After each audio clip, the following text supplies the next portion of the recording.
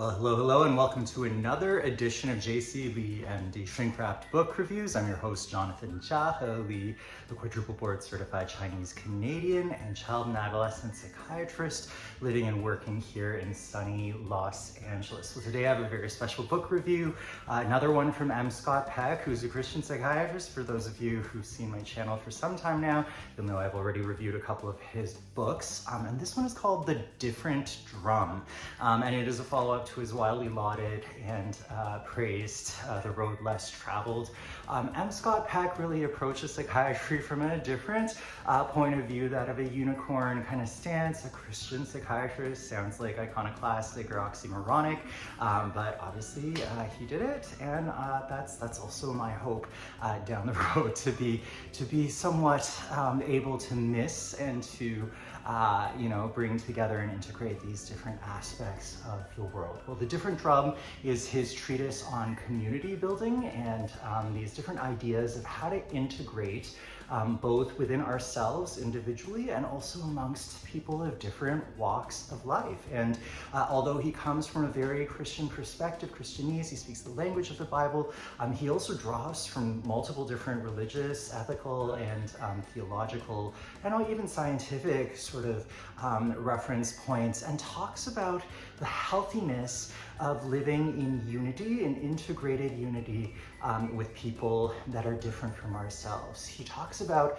the aspects of pseudo-community that can kind of exist in churches and organizations and institutions, where everyone is very nice and everyone, has a smile on their face, but maybe people are not able to actually express what they think and to actually be who they are on one end. And then, of course, the healthy community in which different individuals can, despite their differences, despite their individuality, nonetheless come to a cohesive whole, and the different processes by which that, that accomplishment happens. I think that he has a really unique view. Certainly he's written a lot about, the Vietnam War and The Road Less Traveled, and also about nuclear disarmament. So he comes from a very, I think, unique standpoint, thinking not only sort of airy-fairy, abstract, theological, and, kind of in one's head on an intellectual level, but very pragmatically as to what it would take for the world to become geared towards peace, geared towards, genuine community, as opposed to this nation state on nation state kind of arms race. And so if you're at all interested in theology, if you're at all interested in psychology, or this aspect of community that seems to be antithetical to the loneliness that seems to be epidemic, or pandemic, whatever you want to call it, in modern society, I think this is a great read. Certainly if you're in a church small group, if you've ever wondered why it is that you can be surrounded by so many smiling faces without feeling seen, known, heard, and without being able to actually enter into that, shalom kind of state, I think that this book is definitely for you.